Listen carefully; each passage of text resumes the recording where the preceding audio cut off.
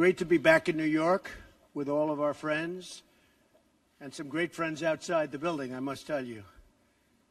I want to thank all of our distinguished guests who are with us today, including members of our cabinet, Treasury Secretary Steven Mnuchin, OMB Director Mick Mulvaney, and of course our Transportation Secretary, who's doing a fabulous job, Elaine Chao. Thank you all for doing a really incredible and creative job on what we're going to be discussing today, which is infrastructure. We've just had a great set of briefings upstairs on our infrastructure agenda. My administration is working every day to deliver the world-class infrastructure that our people deserve and, frankly, that our country deserves. That's why I just signed a new executive order to dramatically reform the nation's badly broken infrastructure permitting process. Just blocks away is the Empire State Building. It took 11 months to build the Empire State Building. But today, it can take as long as a decade and much more than that. Many stories where it takes 20 and 25 years just to get approvals to start construction of a fairly routine highway. Highway builders must get up to 16 different approvals involving 9 different federal agencies governed by 29 different statutes. One agency alone can stall a project for many years and even decades.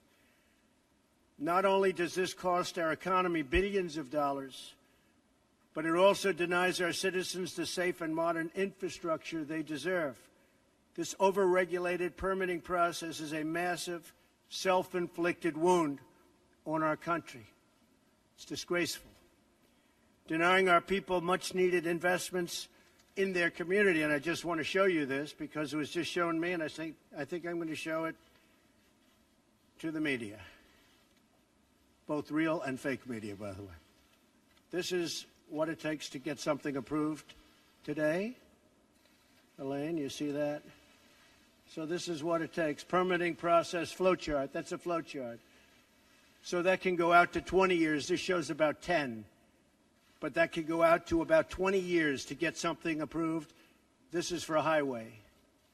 I've seen a highway recently in a certain state. I won't mention its name. It's 17 years.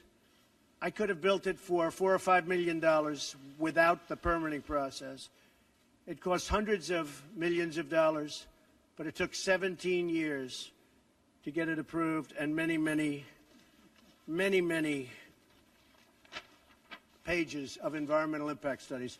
This is what we will bring it down to. This is less than 2 years. This is going to happen quickly. That's what I'm signing today.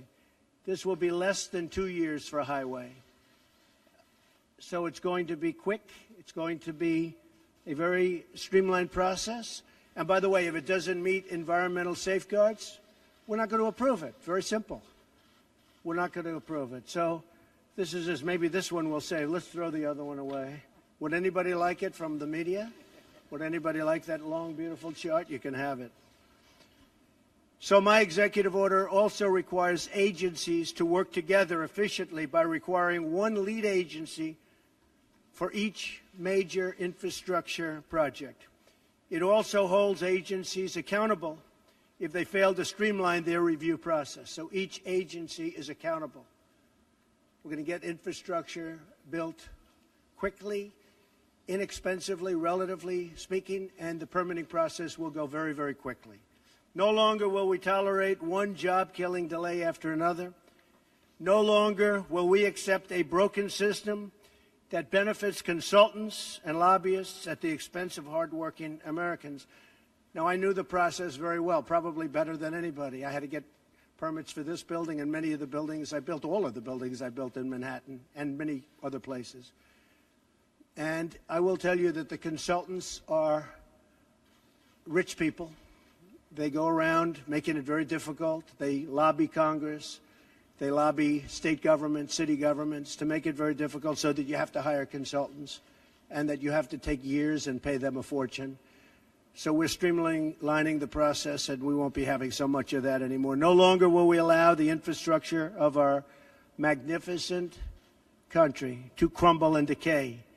While protecting the environment, we will build gleaming new roads, bridges, railways, waterways, tunnels, and highways. We will rebuild our country with American workers, American iron, American aluminum, American steel. We will create millions of new jobs and make millions of American dreams come true. Our infrastructure will again be the best in the world. We used to have the greatest infrastructure anywhere in the world. And today we're like a third world country. We are literally like a third world country. Our infrastructure will again be the best. And we will restore the pride in our communities, our nation. And all over the United States, we'll be proud again. So I want to thank everybody for being here. God bless you. God bless the United States. And if you have any questions, we have, Mick, you could come up here, please. Come on up. Mick Mulvaney. If you have any questions, please feel free to ask. Why do you think these CEOs are leaving your manufacturing council? Because they're not taking their job seriously as it pertains to this country. We want jobs, manufacturing in this country. If you look at some of those people that you're talking about, they're outside of the country. They're having a lot of their product made outside. If you look at Merck as an example, take a look where, take a look at where their product is made. It's made outside of our country. We want products made in the country. Now, I have to tell you, some of the folks that will leave, they're leaving out of embarrassment because they make their products outside. And I've been lecturing them, including the gentleman that you're referring to, about you have to bring it back to this country. You can't do it necessarily in Ireland and all of these other places. You have to bring this work back to this country. That's what I want. I want manufacturing to be back into the United States so that American workers can benefit. Let me ask you, why did you wait so long until last week? I didn't wait long. I didn't wait long. I didn't wait long. I wanted to make sure, unlike most politicians, that what I said was correct, not make a quick statement. The statement I made on Saturday, the first statement, was a fine statement. But you don't make statements that direct unless you know the fact. It takes a little while to get the facts. You still don't know the facts. And it's a very, very important process to me. And it's a very important statement. So I don't want to go quickly and just make a statement for the sake of making a political statement. I want to know the facts. If you go back to my, in fact, I brought it.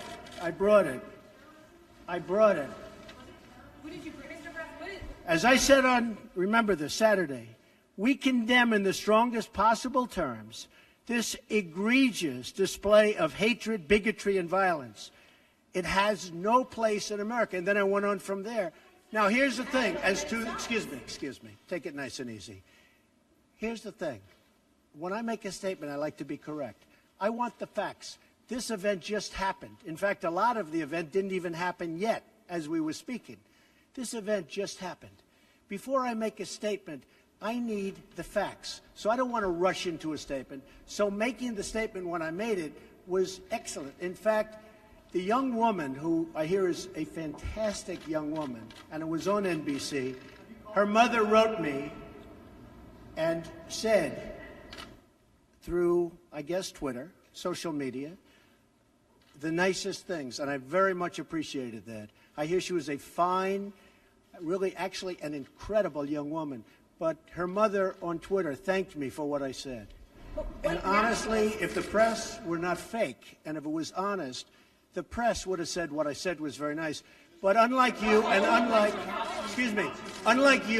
the media, before I make a statement, I like to know the facts. They don't. How about a couple of infrastructure questions? Was that terrorism? Say it. What? The CEO of Walmart said you missed a critical opportunity to help bring the country together. Did you? Not at all. I think the country, look, you take a look. I've created over 1 million jobs since I'm president. The country is booming. The stock market is setting records. We have the highest employment numbers we've ever had in the history of our country. We're doing record business. We have the highest levels of enthusiasm So the head of Walmart, who I know, who's a very nice guy, was making a political statement. I mean, ask him how he's doing. I do it the same way, and you know why? Because I want to make sure, when I make a statement, that the statement is correct. And there was no way of making a correct statement that early. I had to see the facts, unlike a lot of reporters. I didn't know David Duke was there. I wanted to see the facts. And the facts, as they started coming out, were very well stated. In fact, everybody said his statement was beautiful. If he would have made it sooner, that would have been good. I couldn't have made it sooner because I didn't know all of the facts. Frankly, people still don't know all of the facts. It was very important, excuse me. It was very important to me to get the facts out and correctly. Because if I would have made a fast statement, and the first statement was made without knowing much other than what we were seeing. The second statement was made after, with knowledge, with great knowledge. There's still things, there's still things that people don't know. I want to make a statement with knowledge. I wanted to know the facts. Okay. Was this two questions. Was this terrorism? And can you tell us how you're feeling about your chief strategist? Well, I think the driver of the car is a disgrace to himself, his family, and this country. And that is, you can call it terrorism. You can call it murder. You can call it whatever you want. I would just call it as the fastest one to come up with a good verdict. That's what I'd call it. Because there is a question. Is it murder? Is it terrorism? And then you get into legal semantics. The driver of the car is a murderer. And what he did was a horrible, horrible, inexcusable thing. Can you tell us how you're feeling about your chief strategist, Mr. Bannon? Can you talk about that? I would echo Maggie's question. Steve Bannon has... I never spoke to Mr. Bannon about it. Tell us broadly what do you still have confidence Well, in we'll Steve? see. And look, I like Mr. Bannon. He's a friend of mine. But Mr. Bannon came on very late. You know that. I went through 17 senators, governors, and I won all the primaries. Mr. Bannon came on very much later than that. And I like him. He's a good man. He is not a racist. I can tell you that. He's a good person. He actually gets a very unfair press in that regard. But we'll see what happens with Mr. Bannon, but he's a good person, and I think the press treats him, frankly, very unfairly. Do you have confidence that Senator McCain has called on you to defend your National Security Advisor, H.R. McMaster, against I've some of already these done attacks? it. I did it the last time. And he called on it again, linking the Senator to McCain? the alt-right. And Senator saying McCain, you mean the one who yes. voted against Obamacare? And he said Who that is Senator? You mean Senator McCain who voted against us getting good health care? McCain said that the alt-right is behind these attacks, and he linked that same group to those who perpetrated the attack in Charlottesville. Well, I don't know. I can't tell you. I'm sure Senator McCain must know what he's talking about. But when you say the alt-right, define alt-right to me. You define it. Go ahead. Well, I'm saying, define it for me. Come on, let's go. Define Senator it for me. McCain defined them as the same group. Okay, what about the alt-left that came charging at him? Excuse me. What about the alt-left that came charging at the, as you say, the alt-right? Do they have any semblance of guilt? This is Senator McCain's statement. Let me ask you this. What about the fact that they came charging with clubs in their hands, swinging clubs? Do they have any problem? I think they do. So, as far as I'm concerned, that was a horrible, horrible day. Wait a minute. I'm not finished. I'm not finished, fake news. That was a horrible day. I will tell you something. I watched those very closely, much more closely than you people watched it. And you have, you had a group on one side that was bad, and you had a group on the other side that was also very violent. And nobody wants to say that, but I'll say it right now. You had a group on the other side that came charging in without a permit, and they were very, very violent.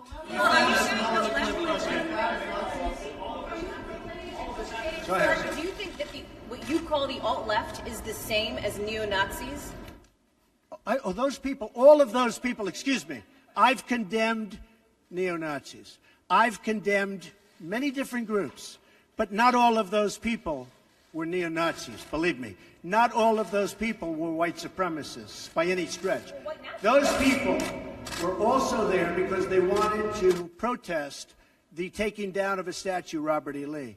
So, excuse me, and you take a look at some of the groups and you see, and you know it if you were honest reporters, which in many cases you're not, but many of those people were there to protest the taking down of the statue of Robert E. Lee. So, this week it's Robert E. Lee. I noticed that Stonewall Jackson's coming down. I wonder, is it George Washington next week, and is it Thomas Jefferson the week after? You know, you really do have to ask yourself, where does it stop? But they were there to protest, excuse me, you take a look the night before, they were there to protest the taking down of the statue of Robert E. Lee. Infrastructure question, go ahead. Should statues of Robert E. Lee stay up? I would say that's up to a local town, community, or the federal government, depending on where it is located. Are you against the Confederacy? About race relations in America, and do you think things have gotten worse or better since you took office? I think they've gotten better or the same. Look, they've been frayed for a long time, and you can ask President Obama about that because he'd make speeches about it. But I believe that the fact that I brought in, it will be soon, millions of jobs. You see where companies are moving back into our country. I think that's going to have a tremendous positive impact on race relations. We have companies coming back into our country. We have 2 car companies that just announced. We have Foxconn in Wisconsin just announced. We have many companies, I say, pouring back into the country. I think that's going to have a huge positive impact on race relations. You know why? It's jobs. What people want now, they want jobs. They want great jobs with good pay. And when they have that, you watch how race relations will be.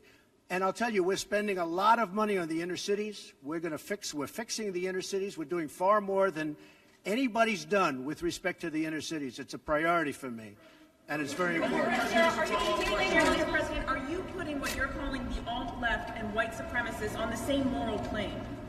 I'm not putting anybody on a moral plane. What I'm saying is this. You had a group on one side and you had a group on the other, and they came at each other with clubs, and it was vicious, and it was horrible, and it was a horrible thing to watch. But there is another side. There was a group on this side, you can call them the left, or you've just called them the left, that came violently attacking the other group. So you can say what you want, but that's the way it is. On both sides, sir? You said there was hatred, there was violence on both sides. Well, I do think there's blame. Yes, I think there's blame on both sides. You look at both sides.